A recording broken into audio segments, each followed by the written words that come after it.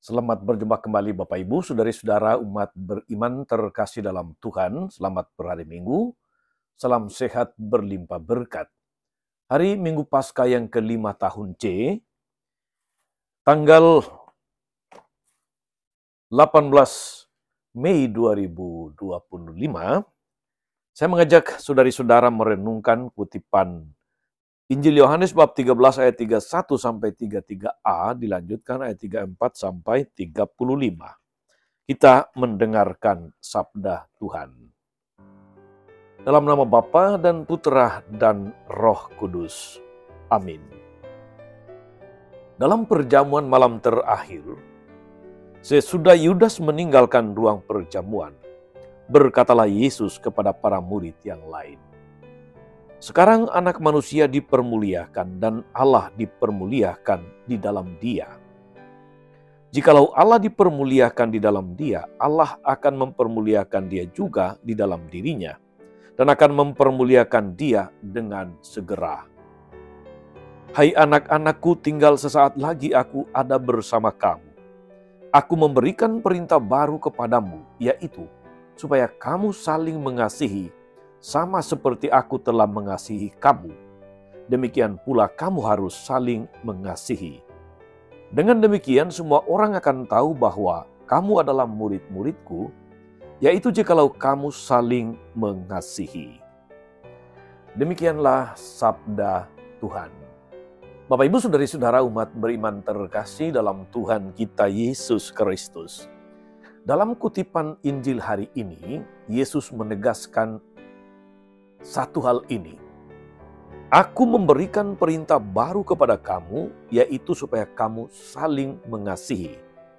Sama seperti aku telah mengasihi kamu, demikian pula kamu harus saling mengasihi.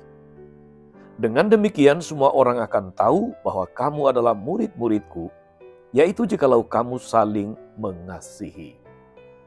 Dari saudara umat beriman terkasih dalam Tuhan, perintah ini berbeda dengan, maksud saya berbeda tekanannya dengan perintah hukum kasih yang pernah Yesus sampaikan. Kasihilah Tuhan Allahmu dengan segenap hatimu, dengan segenap jiwamu, dengan segenap akal budimu, dengan segenap kekuatanmu. Dan kasihilah sesamamu manusia seperti dirimu sendiri. Karena perintah ini sudah diketahui umum dan tentu saja sudah diundangkan sejak perjanjian lama. Maka Yesus di sini memberikan tekanan, aku memberikan perintah baru.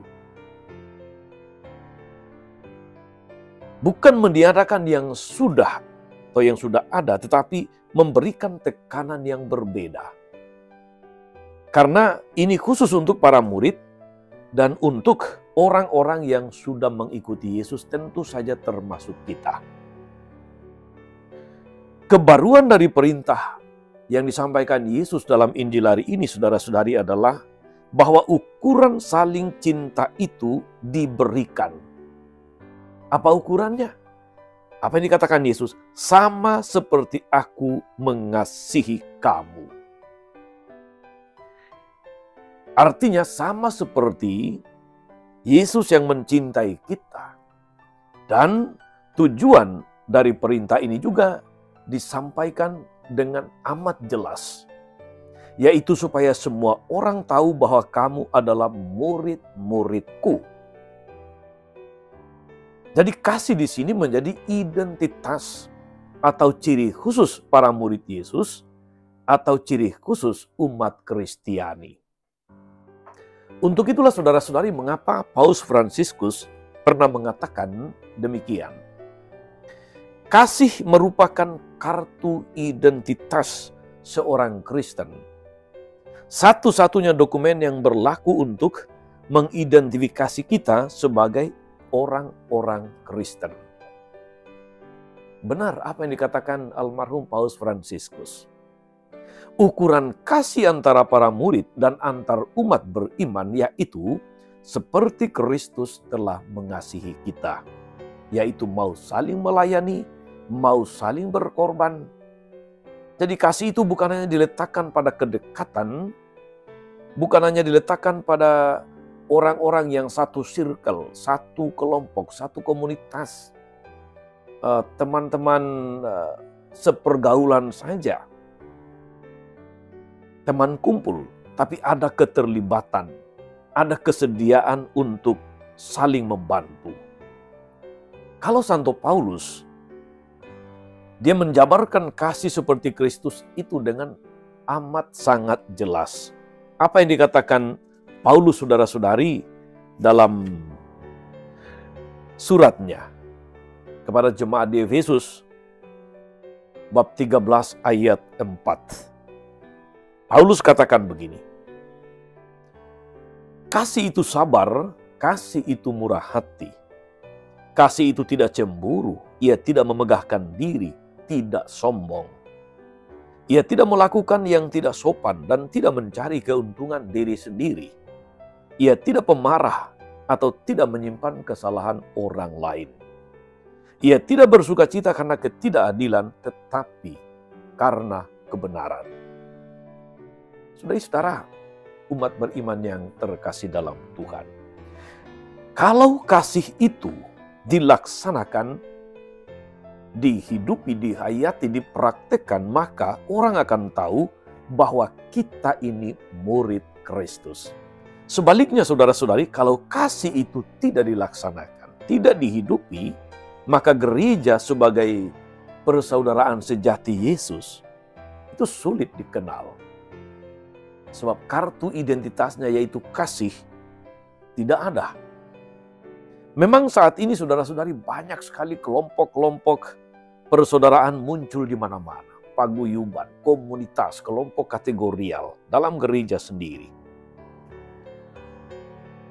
Sehingga umat sulit membedakan manakah kelompok persaudaraan yang benar-benar sejati, manakah yang sekedar kelompok saja atau bahkan tiruan. Banyak yang sudah terkecoh dengan kelompok atau paguyuban atau komunitas, kelompok kategorial yang besar, yang menyanyikan lagu-lagu pujian dan membuka kitab suci di tengah-tengah lapangan, di jalan-jalan dan sebagainya. Ada juga orang yang mencari kelompok persaudaraan yang suka memberi bantuan, beasiswa, baksos di mana-mana, dan menjanjikan hal-hal semacam itu. Karena orang mengira bahwa kelompok persaudaraan macam inilah yang dicari. Kita pun lalu bertanya-tanya, kelompok persaudaraan Kristus yang bercirikan kasih, pelayanan, dan pengorbanan itu yang mana? Manakah? Sepintas atau sekilas kelompok persaudaraan itu hampir sama. Beda-beda tipis. Namun di antara kelompok-kelompok yang mengaku diri pengikut Kristus itu, kelompok persaudaraan sejati yang berdasarkan saling mengasihi hanya terdapat pada kelompok yang mempersatukan diri dengan sumber kasih sejati, yaitu Kristus, di dalam Ekaristi. Karena dengan ikatan dengan Ekaristi inilah semangat kasih pelayanan, semangat pengorbanan itu dapat dipertahankan. Dan rohnya, spiritnya kita senantiasa hidupi. Sehingga pelayanan dan kegiatan itu muncul dari iman. Muncul dari iman. Maka semangat saling mengasihi ini muncul dari semangat mengasihi Kristus. Kasihilah seperti aku telah mengasihi. Dari saudara umat beriman terkasih, sulitnya lagi dalam gereja Katolik. Muncul kelompok-kelompok, paguyuban-paguyuban, kelompok-kelompok kategorial yang memakai nama Katolik. Sehingga orang punya kesan pasti ada semangat Katolik di dalamnya yang dapat diharapkan. Seperti adanya pelayanan atau pengorbanan. Namun ternyata tidak selalu demikian. Justru kadang-kadang lembaga Katolik yang bergerak di bidang pelayanan masyarakat, pelayanan sosial, ada yang kadang dikenal sebagai kelompok yang eksklusif. Atau lembaga-lembaga sosial Katolik, lembaga pendidikan, dikenal sebagai lembaga yang mahal, Juga nampak adanya persaingan antar lembaga yang satu dan yang lain, sehingga ciri pengikut Kristus sebagai persaudaraan lalu diragukan. Sadar atau tidak sadar, saudara-saudari, sebetulnya sangat kelihatan. Di antara paguyuban-paguyuban, di antara kelompok-kelompok kategorial, ada nuansa persaingan. Entah kentara atau secara samar-samar. Ada bau-bau eksklusif di sana. Demikian pula nampak banyak sekali organisasi gereja nih, saudara-saudari, yang terdiri dari orang-orang muda ataupun orang-orang tua Katolik, baik yang dari desa maupun yang ada di kota. Kalau diamati betul-betul, ternyata belum mencerminkan persaudaraan dalam Kristus, meskipun memakai nama Katolik. Mengapa? Karena kegiatan umat banyak yang bersifat ritual, doa-doa, ibadah, atau kumpulan kelompok. Ada yang namanya arisan, ada kelompok yang berdasarkan hobi, ada yang berdasarkan seni, ada kumpulan musik dan sebagainya. Mengapa belum mencerminkan persaudaraan sejati yang diharapkan oleh Tuhan Yesus sendiri? Karena motivasi atau dasar perkumpulan ini bukan motif iman dan bukan merupakan pelayanan dan jawaban atas keprihatinan yang ada di tengah masyarakat. Tapi hanya sekedar ikut arus masyarakat saja agar nampak ada kegiatan, nampak ada sebuah paguyuban, nampak ada sebuah perkumpulan. Ada kumpulan musik Katolik misalnya, saudari-saudara. Tapi mereka tidak pernah menyanyikan lagu-lagu rohani atau lagu-lagu gereja, atau membuat lagu-lagu yang bersifat religius. Karena mereka sendiri tidak memiliki penghayatan ajaran iman yang menjadi inspirasi lagu. Kelompok semacam ini kalau harus menyanyikan lagu gereja, harus dibayar. Dan yang sangat disayangkan bahwa kelompok ini kadang-kadang justru jarang hadir di gereja. Banyak beraktivitas keluar. Saudara-saudara umat beriman terkasih, memang di dalam praktek membangun persaudaraan sejati berdasarkan saling mengasihi seperti Kristus, yaitu dengan semangat pengorbanan, semangat pelayanan, dan mau saling memaafkan, itu gampang-gampang sulit. Bahkan gerakan-gerakan rohani yang muncul dalam gereja paroki pun sulit untuk menetapkan atau menerapkan prinsip pelayanan, prinsip pengorbanan, dan apalagi prinsip pengampunan. Ada kumpulan atau kelompok lingkungan yang mengajak anggotanya untuk berdoa, kelompok basis. Tapi ada banyak yang tidak mau hadir dengan alasan tempat kegiatan doa atau ibadah itu ada di tempat orang yang tidak mereka sukai. Atau ada yang tidak mau hadir karena tempatnya jauh dan sulit. Atau karena memang sangat malas, tidak punya kepedulian. Dari hal-hal kecil macam ini, saudara-saudari, itu dapat menunjukkan bahwa untuk menjalin persaudaraan sejati dengan semangat pelayanan, semangat pengorbanan itu masih sulit. Dari saudaraku umat beriman terkasih, Tuhan Yesus memaksudkan agar persaudaraan sejati yang dibangun karena saling mengasihi ini dapat menjadi kesaksian bagi dunia, dapat menjadi kesaksian di tengah masyarakat yang sangat plural, bahwa persaudaraan ini sungguh-sungguh, bahwa dari semangat persaudaraan yang dihidupi, dipraktekkan, dihayati ini, sungguh-sungguh kelihatan bahwa kita ini murid-murid Kristus. Maka persaudaraan ini bukan hanya persaudaraan yang formal saja, Misalnya sebagai paroki yang bagus secara administratif, organisasi Katolik yang bagus strukturnya, lembaga yang bagus manajemennya, bukan formalnya saja, tetapi benar-benar dapat dihayati dan diterima oleh masyarakat umum.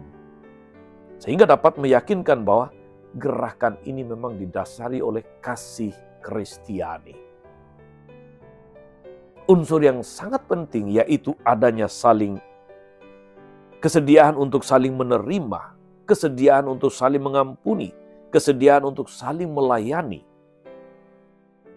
dan adanya kesediaan untuk saling berkorban, lalu menjadi sangat penting untuk kita jadikan bahan permenungan.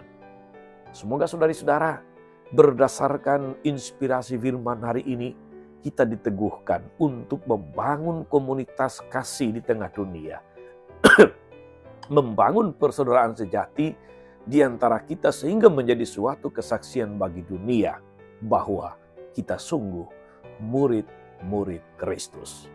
Nama Tuhan dipermuliakan dan semakin banyak orang yang diselamatkan. Selamat berhari Minggu, selamat mengasihi. Tuhan Yesus memberkati kita semua. Amin.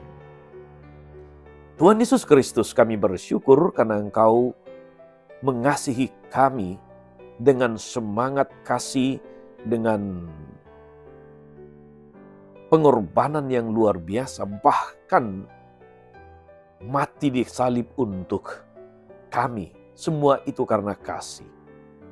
Kuatkanlah kami agar dengan inspirasi firman-Mu hari ini kami diteguhkan untuk membangun keluarga sebagai komunitas kasih, membangun lingkungan wilayah, paroki, membangun masyarakat dengan disemangati didasari oleh kasih Kristiani. Semoga dengan demikian nama-Mu semakin dipermuliakan sekarang dan sepanjang segala masa. Amin. Saudari-saudara sekalian, berkat Allah turun atas saudari-saudara, atas mereka yang kita doakan atau kita janjikan doa. Mereka yang sakit dan menderita, skala rencana, karya dan pelayanan hari ini, Bapa dan Putra dan Roh Kudus. Amin. Tetap sehat, teruslah menjadi berkat. Jangan lupa like, subscribe, nyalakan lonceng notifikasinya. Salam 52, Tuhan memberkati.